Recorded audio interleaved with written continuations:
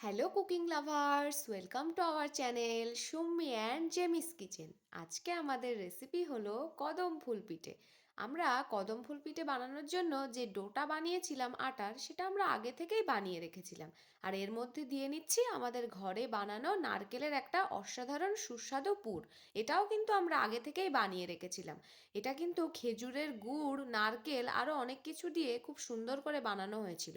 আপনারা যদি এর রেসিপিটা দেখতে চান, অবশ্যই আমাদের কমেন্ট করবেন। এই নারকেলের স্টাফিং দিয়ে কিন্তু অনেক কিছুই বানানো যায়, যেমন ধরুন ওই নাড়ু আর অনেক রকমের পিঠে। আমরা কিন্তু বাড়িতে এবার অনেক রকম পিঠে বানিয়েছি। শীতটা তো বেশি পড়েছে, আর এখন এই কদিন তো একদমই রৌদ্র উঠছে না, খুবই শীত। সকাল যে 9টা বাজছে কখন বোঝাই যাচ্ছে না, মনে হচ্ছে যেন 6টা।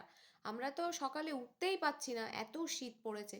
তারপরে আমরা এর মধ্যে ওই 1 ঘন্টা ধরে আমরা বাসমতি যে লং গ্রেন রাইসটা ভিজিয়ে রেখেছিলাম, সেটা এবার এর গায়ে ভালো করে লাগিয়ে নিচ্ছি।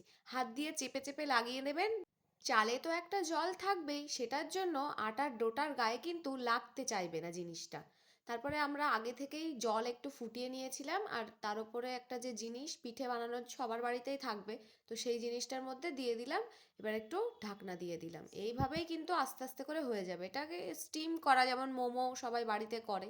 দেখুন কত সুন্দর রেডি হয়ে গেছে। আমরা এর ওপরে কিন্তু একটু খেজুরের গুড় দিয়ে নিয়েছিলাম। আর কালারটা আরও বেশি সুন্দর করার জন্য আমরা একটু ফুড কালার ইউজ করে নিয়েছিলাম। Thank you so much.